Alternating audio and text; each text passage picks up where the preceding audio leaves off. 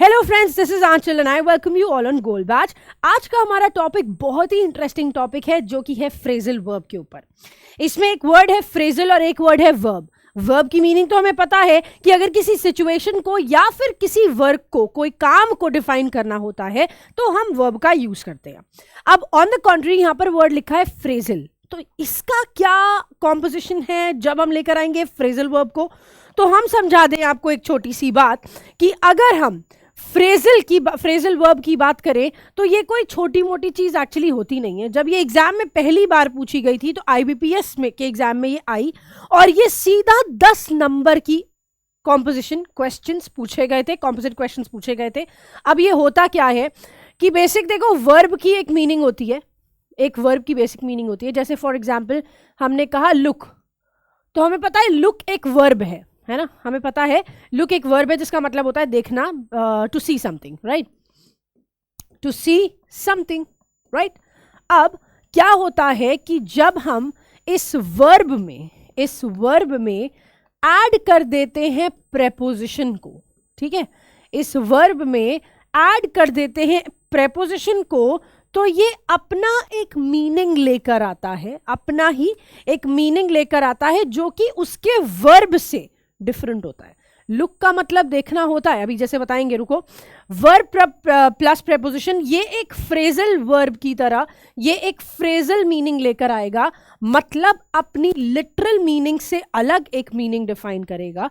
तो इसे हम कहते हैं फ्रेजल वर्ब। वर्ब के साथ प्रेपोजिशन लगेगा और किसी के साथ नहीं। एडजेक्टिव के साथ, नाउन के साथ फ्रेजल वर्ब नहीं बनेगा, फिक्स प्रेपोजिशन जरूर हो सकता है। जैसे हमने लुक को देखा तो लुक का मतलब हुआ कुछ देखना, लेकिन जब हम लुक के साथ इनटू लगा देंगे तो इसका मतलब देखना नहीं होगा, फिर इसका मतलब हो जाएगा इन्वेस्टिगेट करना, ठीक है।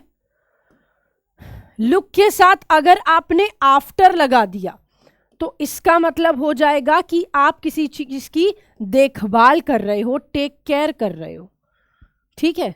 अगर आपने लुक के साथ इनटू लगा दिया वो तो हो गया, चलो। अगर हमने लुक के साथ फॉर लगा दिया तो इसका मतलब हो गया आप कुछ ढूंढ रहे हैं, सर्च कर रहे हैं, ठीक है। अगर आपने लुक के साथ डाउन अपॉन वर्ड का यूज कर लिया, लुक डाउन अपॉन, तो इसका मतलब हो गया कि आप किसी को इंफीरियर महसूस करा रहे हो। To make someone feel inferior, मतलब वो दूसरों से खराब है, दूसरों से बेकार है, ऐसा महसूस कराना। तो समझ में आई बात कि क्या होता है कि जब हम वर्ब का एक लिटरल मीनिंग देखते हैं तो वो होता ही होता है, लेकिन वर्ब के साथ जब प्रेपोजिशन में ऐड करते हैं अलग अलग शब्दों को, अलग अलग प्रेपोजिशन को, तो उनकी डिफरेंट डिफरेंट मीनिंग्स निकलती हैं और इन्हीं को हम फ्रेजल वर्ब कहते हैं। अब ये क्वेश्चंस जो है ना, ये आपके एग्जामिनेशन में दो तरह से पूछे जाते हैं, एक आपके फिलर्स के फॉर्म में और दूसरा आपके सेंटेंस इंप्रूवमेंट के फॉर्म में। हम दोनों तरह का ही पार्टीशन देखने वाले, कोई दिक्कत वाली बात नहीं है, दोनों तरह के कॉन्सेप्ट्स ही देखने वाले हैं, फिलर वाले भी और इंप्रूवमेंट वाले भी। तो चलिए शुरू करते हैं। सबसे पहला concept, in each of the following questions a sentence is given with a blank. There are 5 words given below each sentence. Choose the phrases among the 5 options that suitably fits the given blank. जो भी blank में लगेगा, तो अभी पहले हम phrasal verb का filler based question कर रहे हैं। सबसे पहला question आपकी कंप्यूटर स्क्रीन पर है। Remember to dash your essay for grammar and spelling mistakes before you hand it in to me. So stand for, put up with, take care, take after, pull down और go over. बताइए क्या होगा correct answer इस question का। Go for it guys. What according to you makes the perfect answer for this question?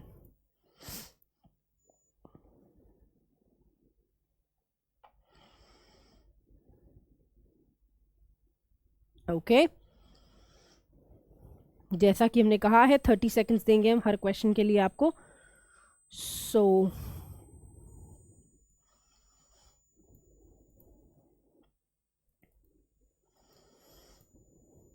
चलिए, सबसे पहला question जो है, सबसे पहला वर्ड जो है स्टैंड फॉर। स्टैंड फॉर आपने अक्सर देखा होगा, FAO stands for food and agriculture organisation.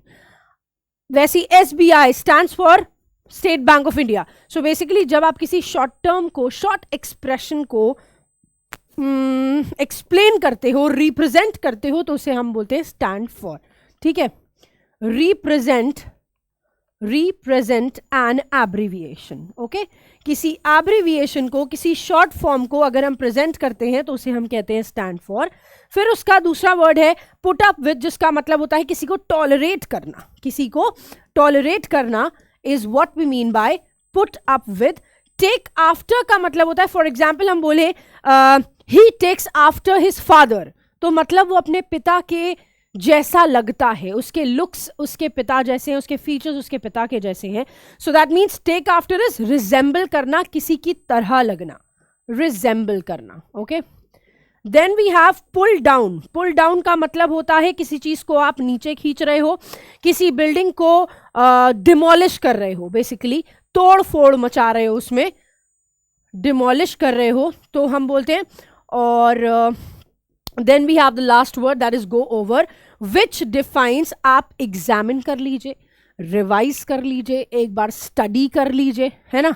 तो गो ओवर इज स्टडी या एग्जामिन या फिर रिवाइज करना. तो भाई ऑब्वियस सी बात है, यहां जो हम कह रहे हैं कि अपने एसे को हैंड ओवर करने से पहले, अपने एसे को मुझे देने से पहले, उसमें ग्रामर की और स्पेलिंग की मिस्टेक्स को एक बार चेक जरूर कर लीजिएगा. हेंस हमें एसे को क्या करना है, एग्जामिन करना है, रिवाइज करना है. Option number E is your perfect answer for this question. Okay, there is no problem in this now. Yes guys, moving on to the next one. Question number 2 पे चलते हैं अब हम. Okay,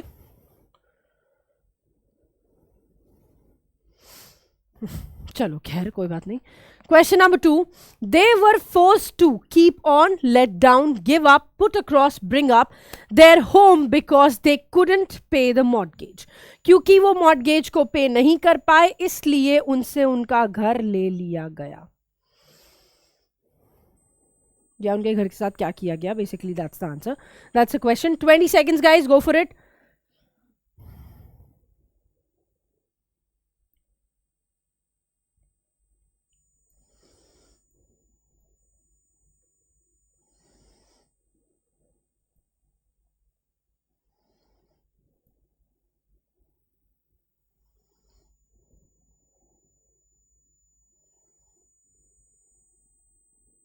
Okay. I hope now it's done guys. Okay. चलिए जरा देखते हैं क्या कहना चाह रहा है ये क्वेश्चन आपसे. Okay. So they were forced to dash their home. उनको जबरदस्ती, उनके साथ जबरदस्ती करी गई थी किस चीज के लिए, कि वो अपना घर क्या कर दे, क्योंकि वो पैसा नहीं पे कर पाए थे. अब ऑब्वियसली बात है, जब वो पैसा नहीं दे पाए तो क्या उनको घर को कंटिन्यू करने के लिए फोर्स किया जाएगा. कीप ऑन का मतलब होता है एक चीज को कंटिन्यू करते जाओ, करते जाओ, करते जाओ, keep on doing it, keep on doing it, मतलब करते जाओ, है ना. फिर है लेट डाउन. लेट डाउन का मतलब होता है fail to do. Fail to do मतलब नाक नीची करवा देना, शर्मिंदा करवा देना, is what we mean by let down. Fail to do, कुछ काम करने के लिए आप नहीं सफल हो पाए.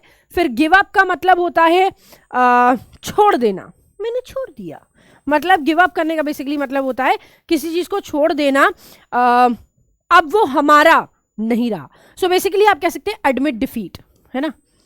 एडमिट डिफीट, हार को एक्सेप्ट कर लेना. फिर पुट अक्रॉस का मतलब होता है कम्युनिकेट करना अपने ओपिनियन को, communicate your point of view, अपने पॉइंट ऑफ व्यू को कम्युनिकेट करना, आगे रखना.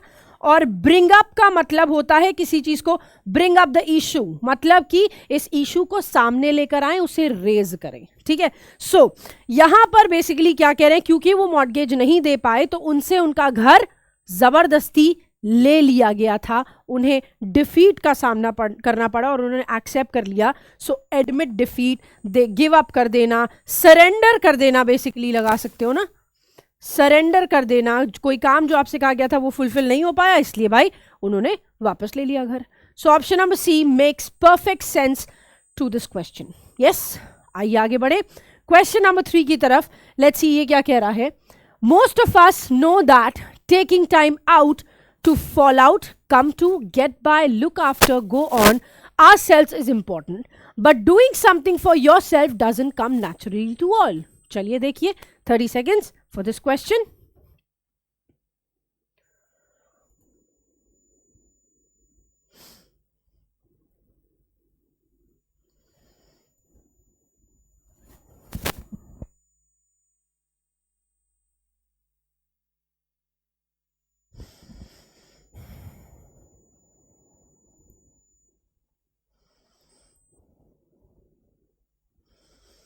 Okay, guys, I hope it's done.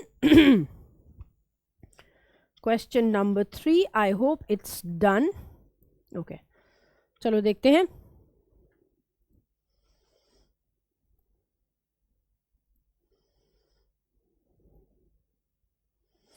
Okay चलिए. सो हमने बोला पहला है fall out.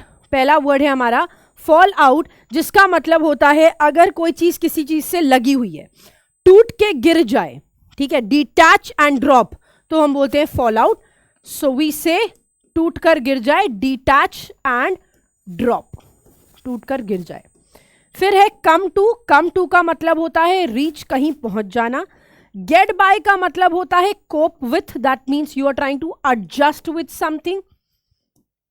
Okay, then you have look after, जिसका मतलब अभी थोड़ी देर पहले जब इंट्रोडक्शन हम दे रहे थे तभी आपको बताया था, देखभाल करना. और गो ऑन का मतलब होता है स्टार्ट वर्किंग, किसी काम को शुरू करना is basically what we mean by it. ठीक है, स्टार्ट वर्किंग. ओके, सो यहां पर अगर देखें हम क्या कह रहे हैं, most of us know that taking time out of our selves, out to dash our selves. अब हमारे लिए हमें क्या करना चाहिए बताइए, हमारे लिए हमें क्या करना चाहिए. मोस्ट ऑफ अस नो, हमें से ज्यादातर लोगों को पता है कि हमें अपने लिए समय निकालना चाहिए, अपनी देखभाल करने के लिए. But doing something for your self doesn't come naturally to all. और खुद के लिए करना ना, बहुत कम ही इंसान है जो खुद के लिए सोचते हैं, खुद के करने के लिए सोचते हैं. Hence hence hence it should be detach होके कहीं गिर नहीं रहे हैं. नो, हम कहीं पहुंच भी नहीं रहे. No, we are not trying to adjust somewhere. No, we are suppose to look after. हमारे लिए इंपॉर्टेंट क्या है, अपनी देखभाल करना. स्टार्ट वर्किंग नहीं, अपनी देखभाल करना. So option number D is your perfect answer for this question. Yes, आइए जरा आगे बढ़े क्वेश्चन नंबर 4 की तरफ. Don't take off these jeans, don't show off these jeans, don't turn over these jeans, don't look down on these jeans, don't run out these jeans just because they don't have a designer label on them. If you like them, buy them. ये तो actually होना चाहिए कि सिर्फ label लगा हुआ है इसलिए सामान मत खरीदो. सामान इसलिए खरीदो क्योंकि तुम्हारे ऊपर अच्छा लग रहा है या तुमको अच्छा लग रहा है. That's the reason why we should buy something. Go for it. 30 seconds.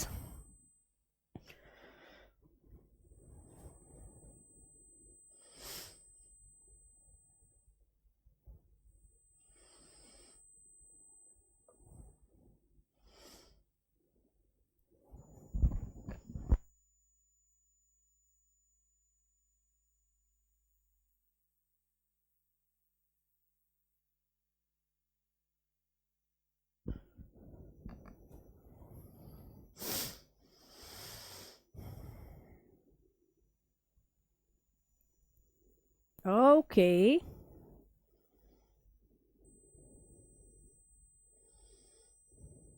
Chalo. That's the end of 30 seconds, guys.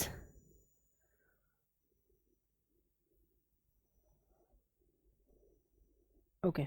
चलो, तो पहला वर्ड है don't dash these jeans. Take off का मतलब क्या होता है, लीव द ग्राउंड. जैसे आपको पता है जब प्लेन टेक ऑफ करता है तो वो क्या हो जाता है, ग्राउंड को छोड़कर ऊपर उड़ जाता है. ठीक है, फिर बात I show off. Show off का मतलब होता है किसी चीज को डिस्प्ले करना, तो यहाँ डिस्प्ले करने की तो बात हो नहीं रही है.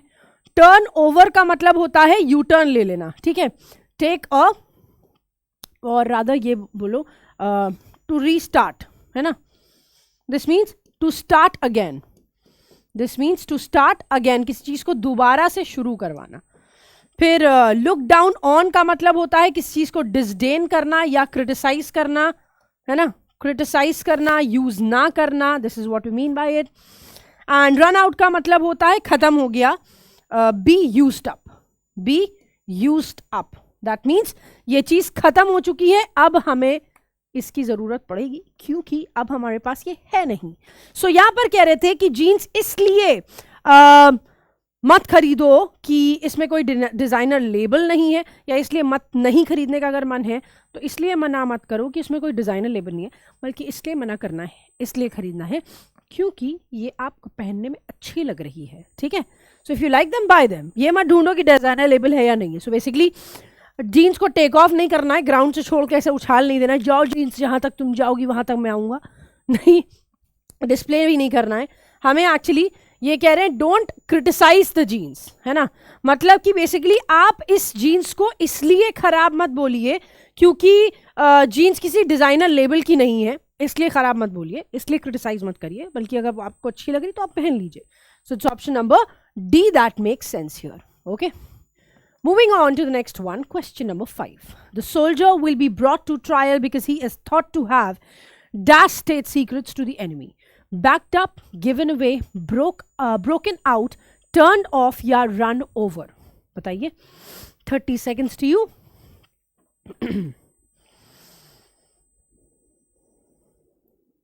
क्या होगा करेक्ट आंसर?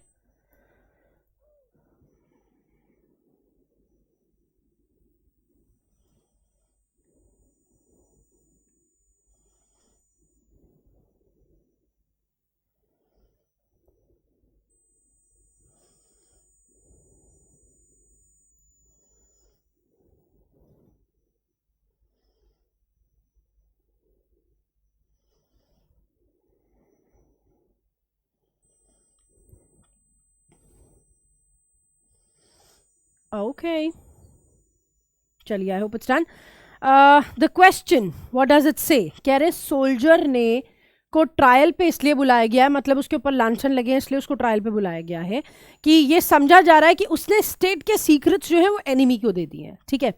बैकअप का मतलब क्या होता है? सपोर्ट देना, ठीक है, to provide support, rather to support, क्या टू सपोर्ट या टू प्रोवाइड सपोर्ट, ऐसा, ठीक है। तो उसने सपोर्ट थोड़ी किया है स्टेट एनिमीज को, स्टेट सीक्रेट्स को। To have backed up state secrets, state secret को सपोर्ट किया है? नहीं। गिवन अवे, गिवन अवे का मतलब होता है डिस्ट्रीब्यूट कर देना, तो ये तो किया है ना कि उसने स्टेट के सीक्रेट्स को एनिमी को डिस्ट्रीब्यूट कर दिया, ले जाओ, फ्री में बट रहा है, ले जाइए, है ना।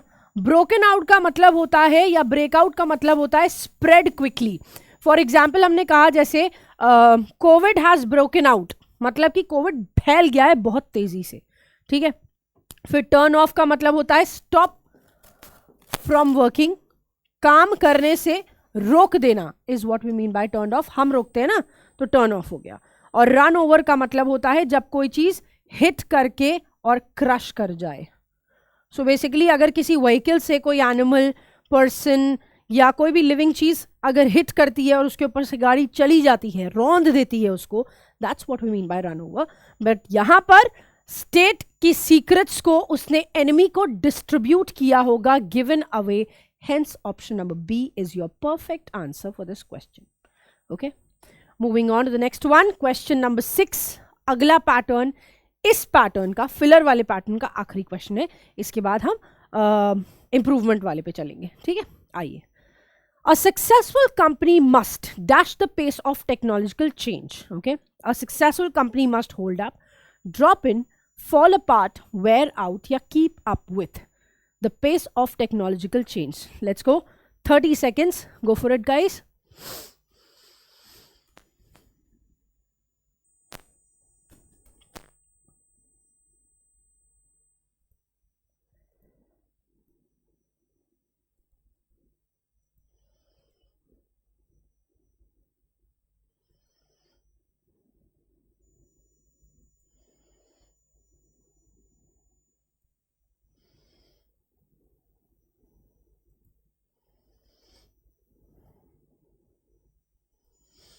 Okay, and your timer is over. A successful company must, एक सक्सेसफुल कंपनी को क्या करना चाहिए? Must hold up. Hold up का मतलब क्या होता है? किसी चीज को अगर आप व्हाट यू से, अगर आप किसी चीज को सपोर्ट कर रहे हैं, ठीक है, hold up. For example,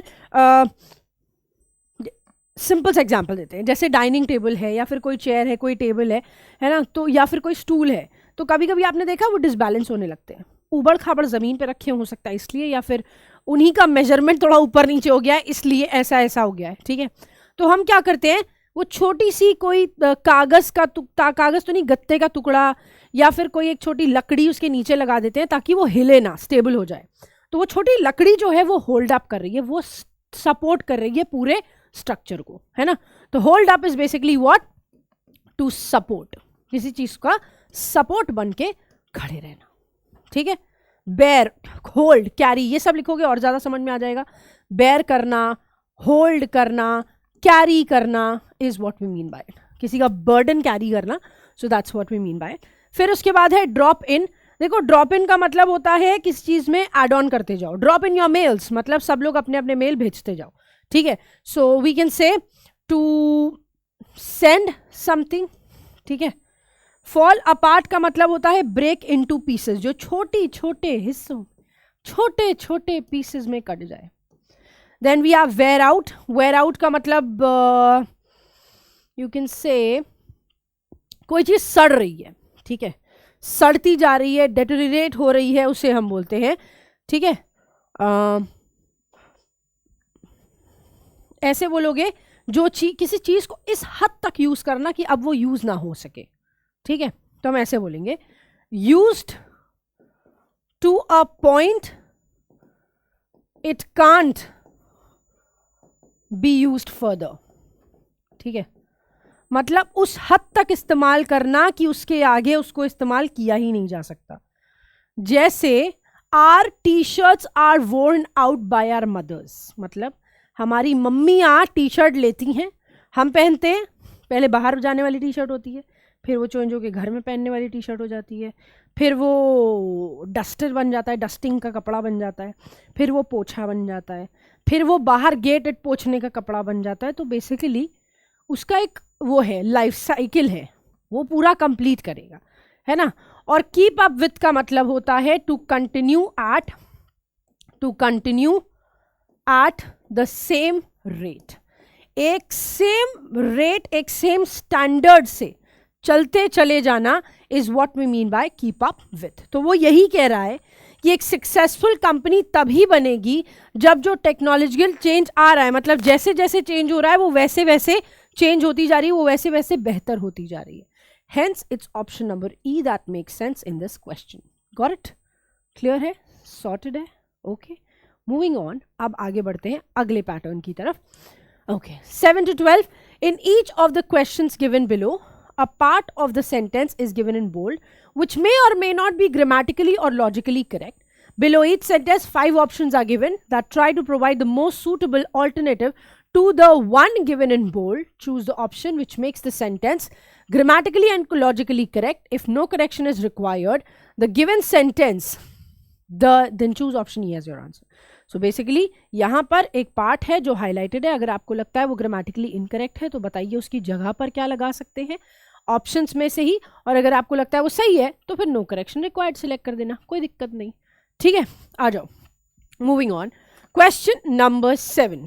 if something such as war, fighting और disease breached in, it begins suddenly, ठीक है. चलो, break off, breaks out, broke off, broke through, no correction required. इसका अभी थोड़ी देर पहले एक कॉम्पोजिशन बताया है, गलत नहीं होना चाहिए ये. देखिए 30 सेकेंड्स.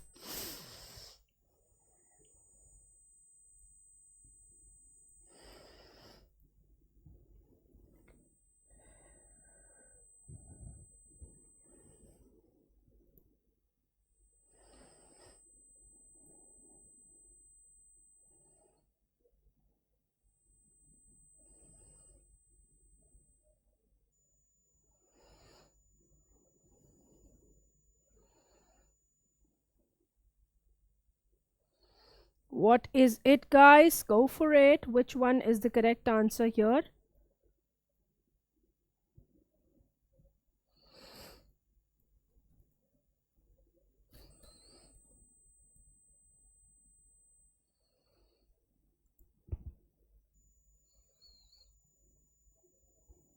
ओके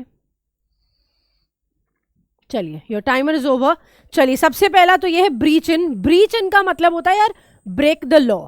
तो इसका तो खैर कोई सेंस नहीं है कि अगर कोई डिजीज फैल रही है या कोई वॉर फैल रही है या कोई फाइट है जो बढ़ती चली जा रही है, वो लॉ को ब्रेक करने वाली तो कोई बात नहीं है। बट हाँ, ब्रेक ऑफ कर सकती है क्या? ब्रेक ऑफ का मतलब क्या होता है?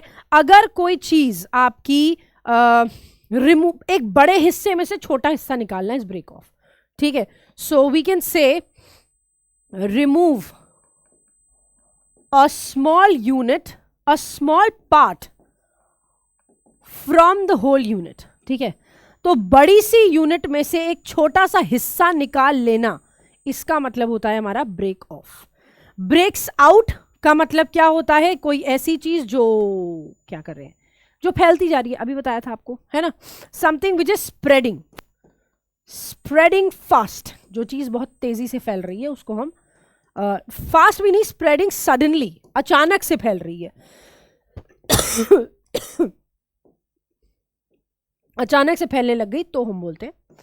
फिर है ब्रोक ऑफ। ब्रोक ऑफ तो ब्रेक ऑफ का ही मीनिंग है। ब्रेक प्रेजेंट टेंस होती है, ब्रोक पास्ट टेंस हो जाती है, तो ये सेम ही मीनिंग होगी, remove a small part from the whole unit. ठीक है, ब्रेक थ्रू या ब्रोक थ्रू का मतलब होता है जब आपको कोई ऐसी चीज मिल जाए जो कि छुपा कर रखी गई थी। ठीक है, ठीक है, तो या फिर ब्रेक थ्रू का मतलब होता है, देखो ब्रेक थ्रू का दो मीनिंग है। एक होता है रिवील अ सीक्रेट, कोई सीक्रेट रिवील हो गया है। ठीक है, I found a break in this case, मतलब कि इस केस में एक ऐसा टर्निंग पॉइंट निकला है, एक ऐसा सीक्रेट बाहर आया है कि भैया हमने सोचा ही नहीं था ऐसा भी हो सकता है। ठीक है, और ब्रेक थ्रू का एक और मतलब होता है कि आप किसी चीज के, किसी बैरियर को जबरदस्ती तोड़कर आगे बढ़ जाएं। ठीक है, force a way through, force a way through, that means किसी रास्ते में से जबरदस्ती निकलना इज ब्रेक थ्रू। ठीक है, he break the fences, मतलब कि वो फेंसेस से तोड़ ताड़ के अंदर आ गया। ठीक है, तो यहां पर बेसिकली वॉर, फाइट, डिजीज क्या होगी? डिजीज स्प्रेड होगी। So it's option number B that make sense here. ठीक है, आइए आगे बढ़ते हैं। एक और चीज है कि समथिंग जो सिंगुलर होता है उसके साथ आप ब्रेक्स ही लगाओ, प्रेजेंट टेंस ही लगाना है यहाँ पर, क्योंकि इफ यू सी बिगिंस लगा हुआ है ना, बिगिंस प्रेजेंट टेंस, तो यहाँ पर भी प्रेजेंट टेंस ही होना चाहिए था। ब्रोक, ब्रोक का कोई सेंस था नहीं। इट बिगिंस कह रहे हैं तो इट को सिंगुलर ट्रीट कर रहे हैं, देयरफॉर यहाँ पर भी सिंगुलर ही लगना चाहिए था, इसलिए हमने ब्रेक्स को सिलेक्ट किया है। वर्ब के अकॉर्डिंग, मतलब ग्रामेटिकली भी इसको सॉल्व कर सकते थे, तो ग्रामेटिकली भी आपका आंसर बी ही आता।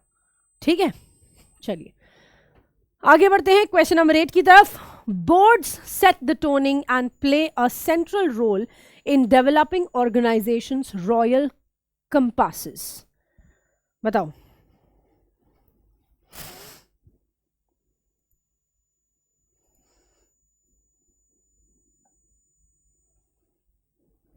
Go for it.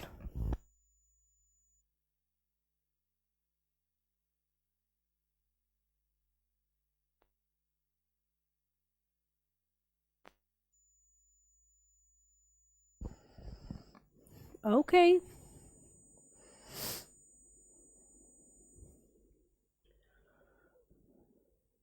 Okay, guys, I hope it's done.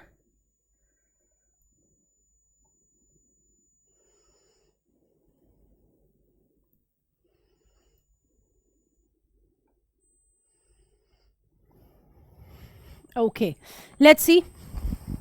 हमने कहा both set the toning. Set the toning का तो कोई मतलब नहीं है, है ना? नहीं, सेट द टोनिंग का मतलब नहीं होगा। क्यों?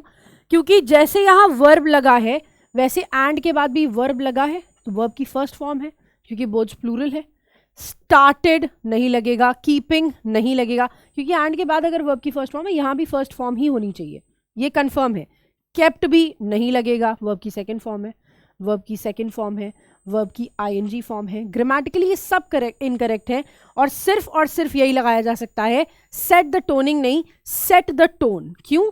क्योंकि यहां पर सेंट्रल रोल एक नाउन की तरह यूज हो रहा है, तो यहां पर भी द टोनिंग नहीं, द टोन का यूज करेंगे। बोर्ड सेट द टोन, ये एक फ्रेज है जिसका मतलब होता है स्टैब्लिश अ स्टैंडर्ड वे, ठीक है, स्टैब्लिश अ स्टैंडर्ड वे, एक करने का, कुछ भी करने का एक तरीका बना देना, एक मूड बना देना कि यार इसी तरह से ये किया जाएगा, ठीक है। Moving on to the next one, question number 9, let's have a look. I didn't really get on with my stepbrother when I was a teenager. Get rid of, get out with, put up with, looked forward to. Go for it.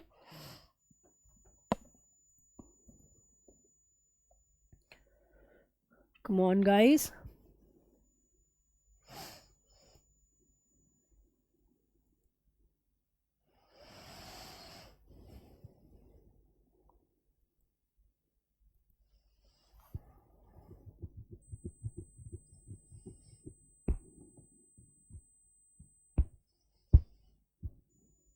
Okay, let's see.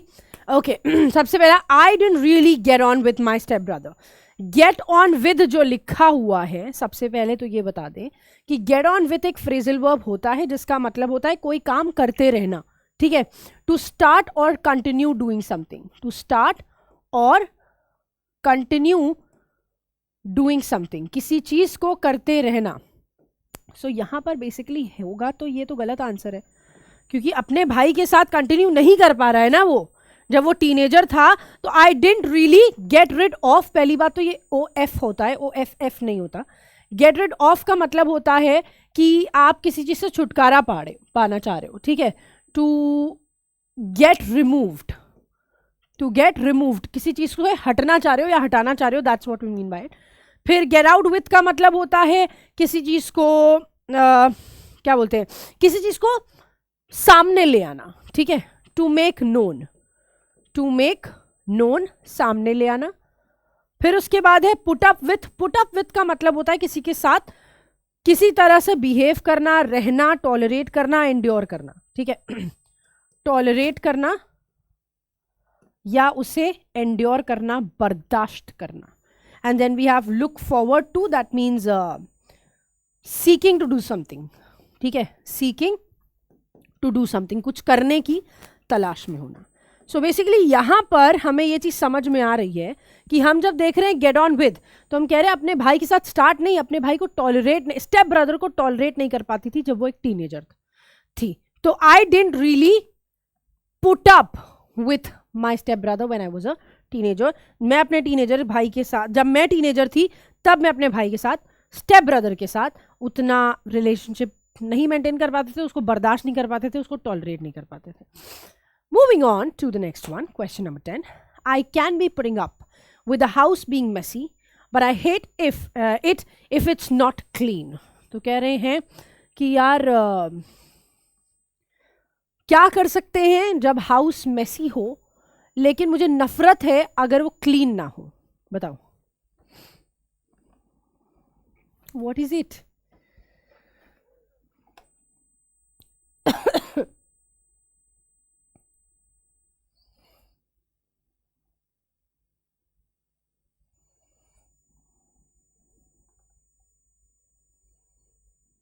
Grammatical error है इसमें तो, खैर है ना।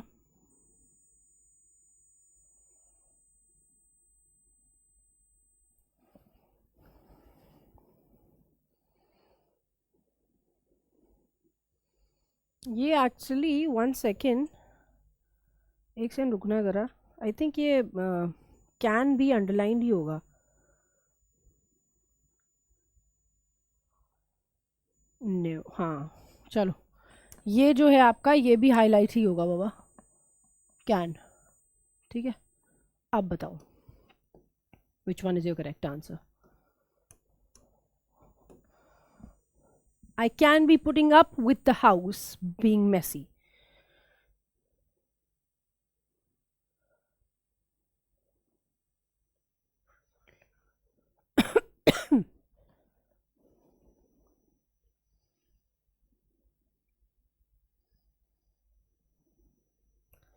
Okay, देखो basically put up with, उसी के अलग अलग सेंटेंसेस दिए हैं. पुट अप विथ जो है ये एक फ्रेजल वर्ब है, जिसका मतलब होता है, ये एक फ्रेजल वर्ब है जो इस सेंटेंस से हम निकाल पा रहे हैं. और इस फ्रेजल वर्ब का मतलब होता है to accept something annoying.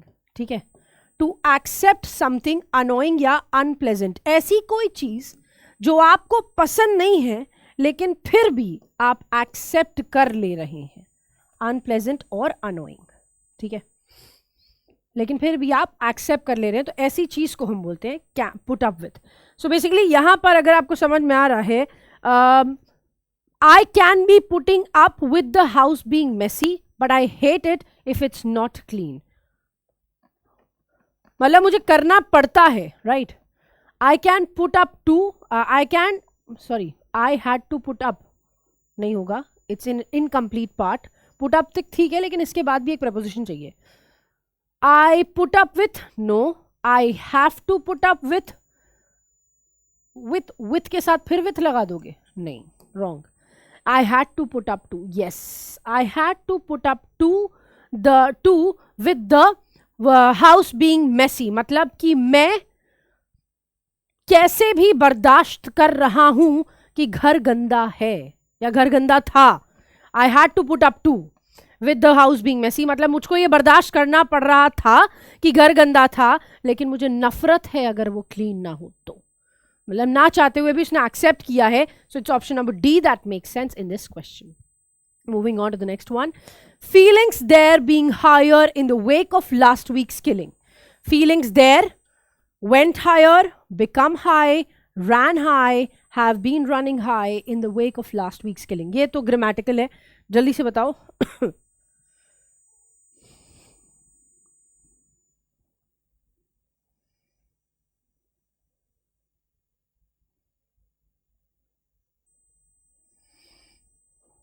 Okay.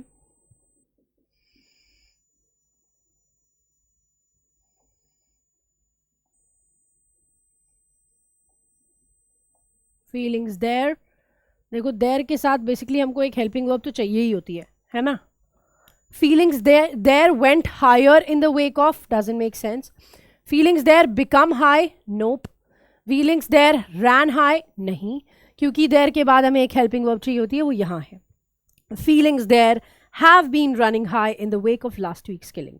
मतलब, और हैव बीन रनिंग हाई या फिर इमोशंस रन हाई, ऐसा कुछ भी होता है ना.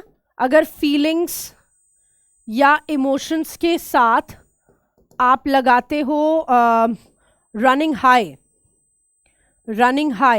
तो ये बेसिकली मतलब निकालता है किस चीज़ का. ये बेसिकली मतलब निकालता है ऐसा कि आप कह सकते हो एक्साइटमेंट बहुत ज़्यादा है, ठीक है, या फिर एंगर बहुत ज़्यादा है. ठीक है, टू मच एक्साइटमेंट और एंगर. ठीक है, this is what you mean by it. So वही वो कह रहा है कि यार इमोशन, ये फीलिंग्स जो है वो बढ़ती जा रही थी. क्यों? इमोशंस जो है वो बहुत तेज हो रहे थे. क्यों? क्योंकि लास्ट वीक की जो किलिंग है वो हम भूल नहीं पा रहे हैं. That's how we do it. Next up, question number 12. Work at all the court complexes was paralyzed as lawyers went on a days-long strike as a mark of protest. Go for it. Come on. Work at all the court complexes was paralyzed as lawyers went on a days-long strike as a mark of protest.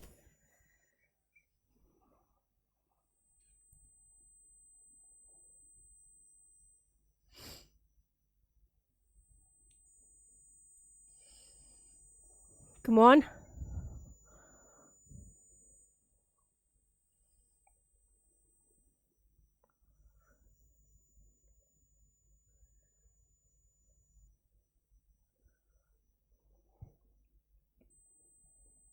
Okay guys, obviously यहाँ तो नहीं होगा. A one day strike, अ भी लगा रहे हो फिर one भी लगा रहे हो, doesn't make sense. For a strike नहीं, स्ट्राइक तो कितने दिन की भी हो सकती है. एक दिन की स्ट्राइक हमें ये डिफाइन करना है. On a long day strike, yes. On a day long striking doesn't make sense.